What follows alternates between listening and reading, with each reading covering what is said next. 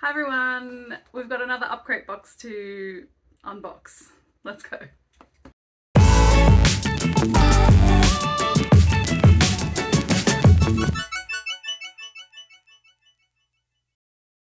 If you're new here, my name is Sally and I'm a mixed media artist in Australia, and if you're not new here, welcome back. Today we have another Upcrate art subscription box to unbox.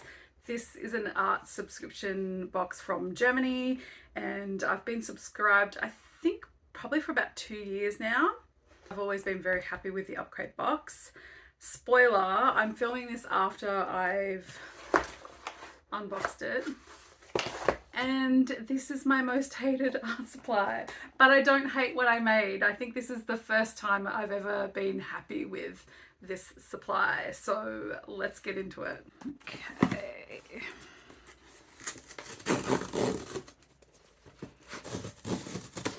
Yes.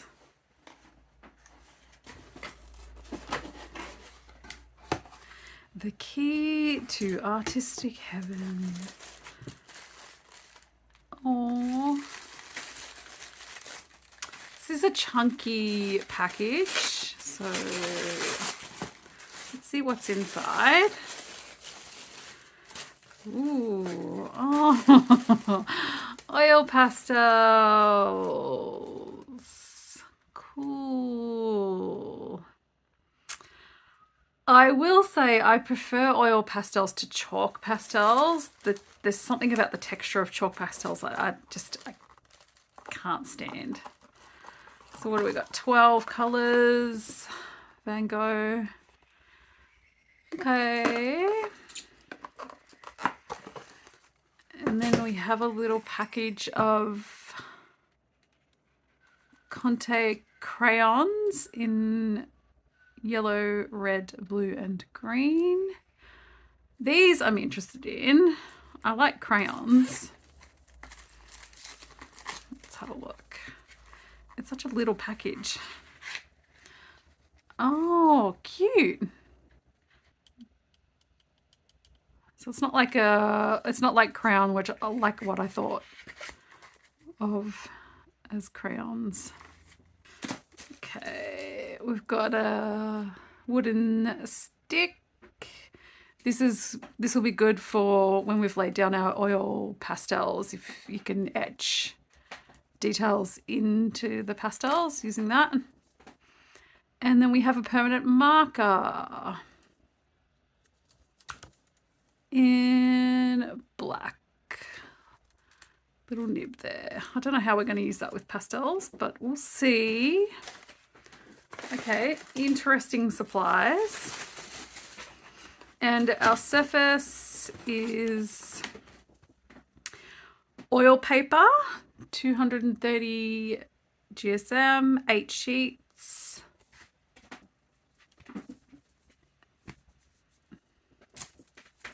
Let's just open it up while we're here and have a look.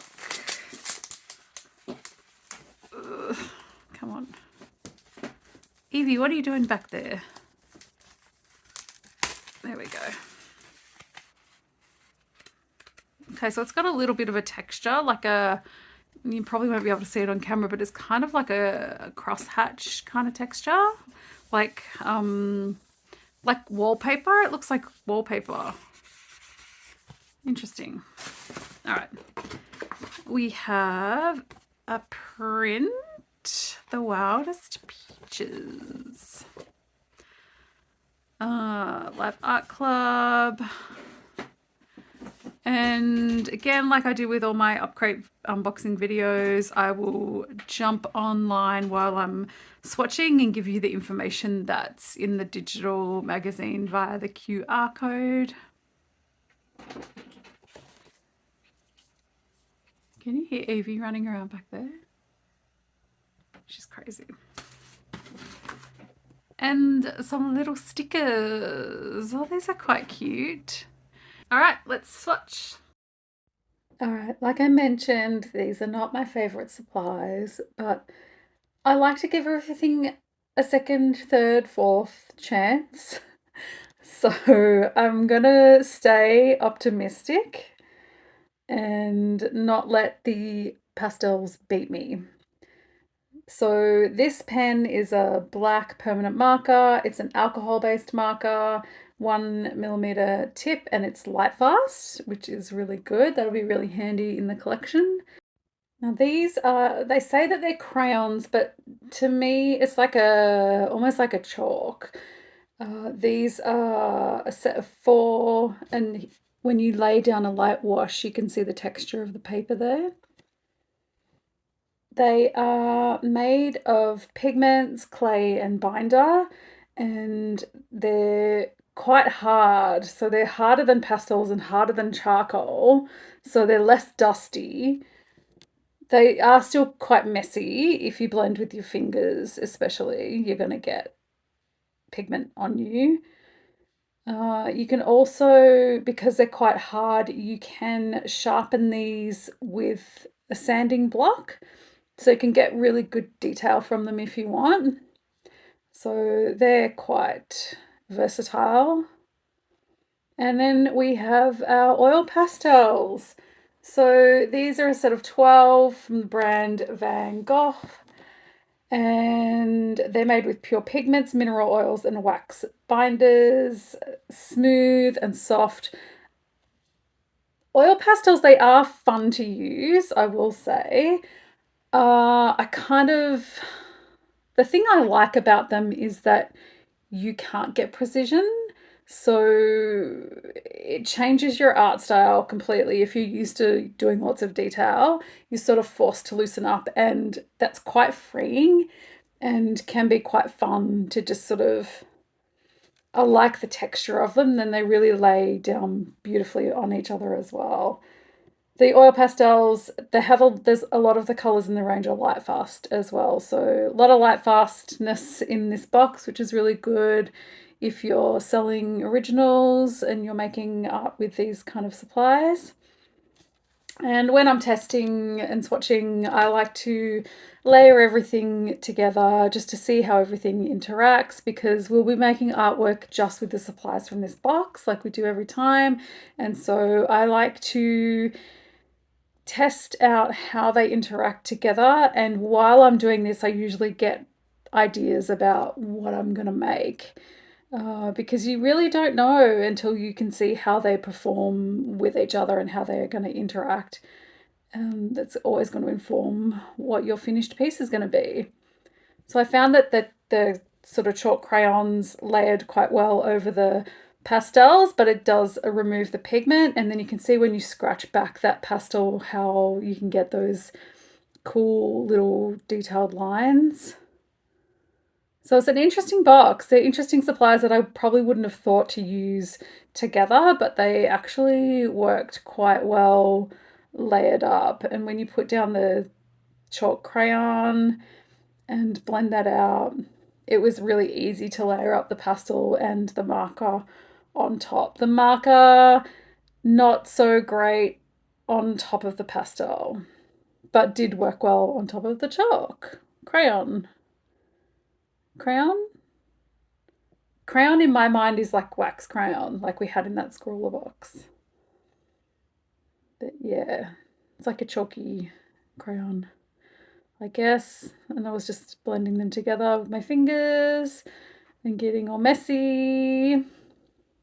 Not my favorite, not my favorite thing, but you know, it is what it is. You get a better result if you use your fingers. You could use like a blending stump or a tissue or cotton bud or something like that if you wanted to. But I love the way that white pastel blends with the colours. So you're going to get oil pastel on your marker if you use the marker on top and it doesn't really cover really well. So keep that in mind when you're layering. Just wanted to jump in quickly and let you know about my Kofi memberships. I've got a Kofi account where I have memberships set up, and you can sign up and get my zine every month. So the main zine, it's got lots of my photography and artwork, and it's got a playlist every month. Members also get a bonus mini zine, which is a companion to the main zine. And there's also a tier that has an exclusive art print as well. So if you're interested in getting zines sent out to you every month, I do ship worldwide. You can check out the Kofi membership links down below in the description box. And thank you to my Kofi members. Here are your names. I adore you and thank you so much for all your support. All right, let's get back to the video. The prompt for this month's box was, all we need is fruit. And I immediately thought of watermelon. So it is history lesson time. In 1948, the ethnic cleansing and displacement of Palestinian people began. The violent dispossession, destruction of property and belongings is known as the Nakba. And this is translated from Arabic to English as the catastrophe. 500 Arab majority towns and villages were depopulated. Approximately half of Palestinians' population, which is 750,000 people, fled their homes or were forcibly removed by Zionist militia. Now, before the Nakba in 1948, Palestine was world famous for their watermelons. And as the Israeli forces began occupying Palestinian neighborhoods, settler authorities brought in their own seed companies and flooded the market to drive out Palestinian producers.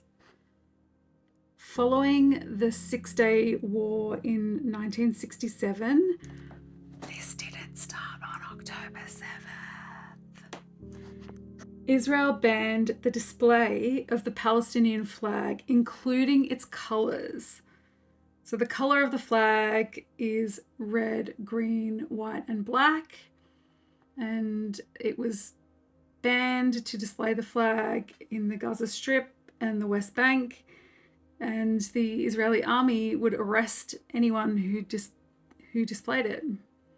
Any outward show of the flag, including in publications, advertisements, and even old photographs, could get you arrested. And as the flag colours of red, green, white, and black were so similar to the locally grown watermelon, the watermelon became an unofficial symbol of resistance. So over several decades, the watermelon has become a public expression of cultural pride when people were unable to fly their flag. Even holding fresh watermelon outside became an act of protest. So it's no surprise if you've watched my videos over the last couple of months that I'm quite passionate about this cause and raising awareness for the Palestinian people. And especially if you follow me on Instagram, you'll see I'm talking about it daily. So when I saw that the prompt for this was all we need is fruit, it was just a no-brainer to draw watermelon and use it as an opportunity to talk a little bit more about the situation in Gaza and what's happening there. So I hope you, maybe if you aren't as engaged in what's happening, that you can use this as an opportunity to learn something and do some more research yourself and find Palestinian people to learn from and, you know, listen to their lived experiences, because it's quite a lot. It's pretty overwhelming, and I think it's really important that we talk about this. So in the 1980s, Zionist forces shut down a major art gallery and arrested 3 artists for incorporating the colours of the Palestinian flag in their artworks. And can you imagine being arrested because you use a certain colour? Like, as someone, you know, white Western extremely privileged in so many ways. I cannot comprehend that. It's so mind-blowing to me. Like, this drawing that I'm doing right now couldn't be, to think that I could be arrested for doing this. It's wild. So anyway, one of the artists, Sliman Mansour, and I hope I'm pronouncing that correctly, I will link his Instagram in the description box below because he's an incredible artist. He told a story about how the Israeli police chief tried to bribe the artists into depoliticizing their art. And this is a quote from him. He was trying to convince us not to do any political art, saying to us, "Why do you do political art? Why don't you paint nice flowers or a nude figure? It's nice, I'll even buy it from you." He then instructed the artists to present their work to the IOF for permission before being able to exhibit, stamping each painting as good or bad, and anything deemed bad was seized.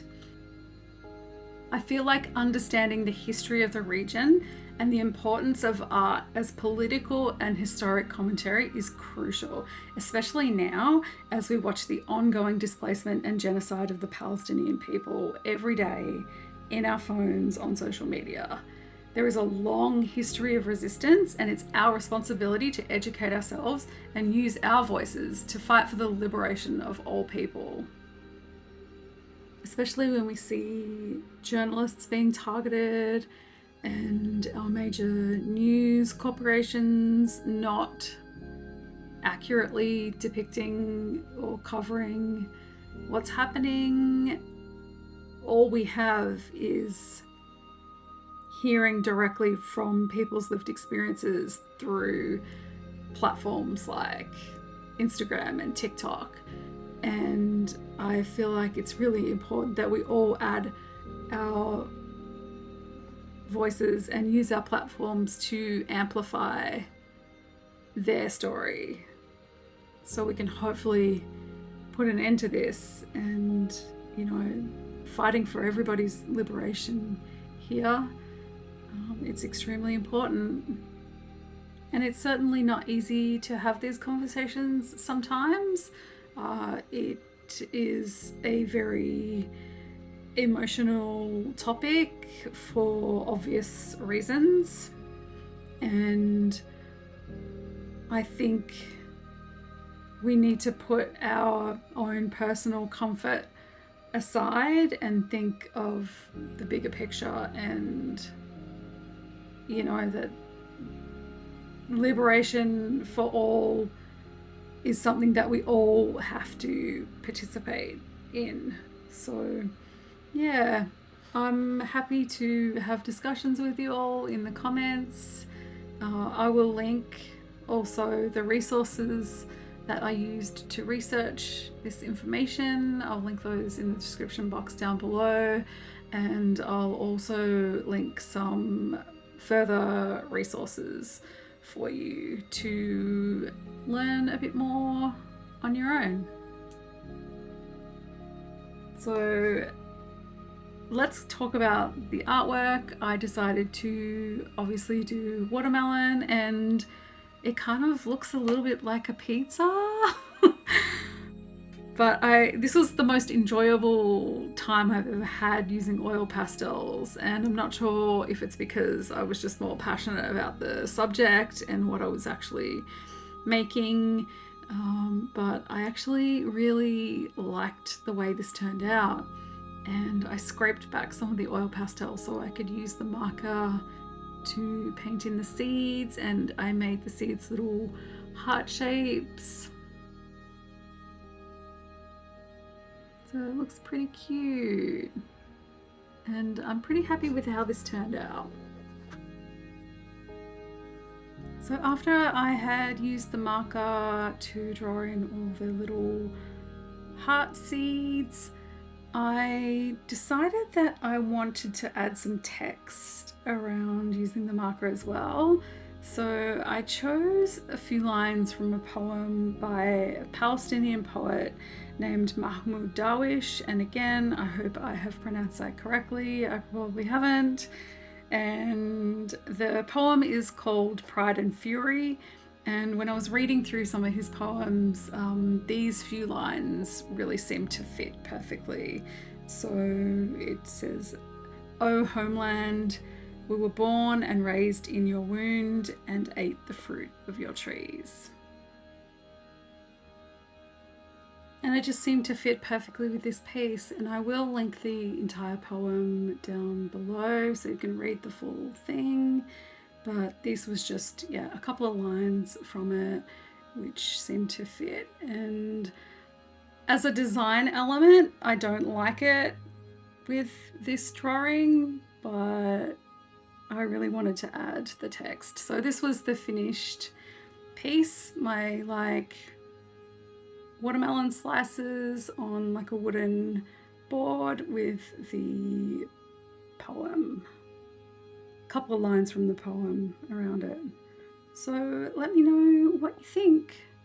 I actually decided to do another watermelon drawing because I wasn't 100% satisfied with the way this one turned out. So I actually, after I filmed this, I ended up making a second one. And so I'll show you that because I think it was a little bit more successful just like design wise. I think I prefer this one. Yeah, so again, I used exactly the same methods and the same words as well. So let me know what you think.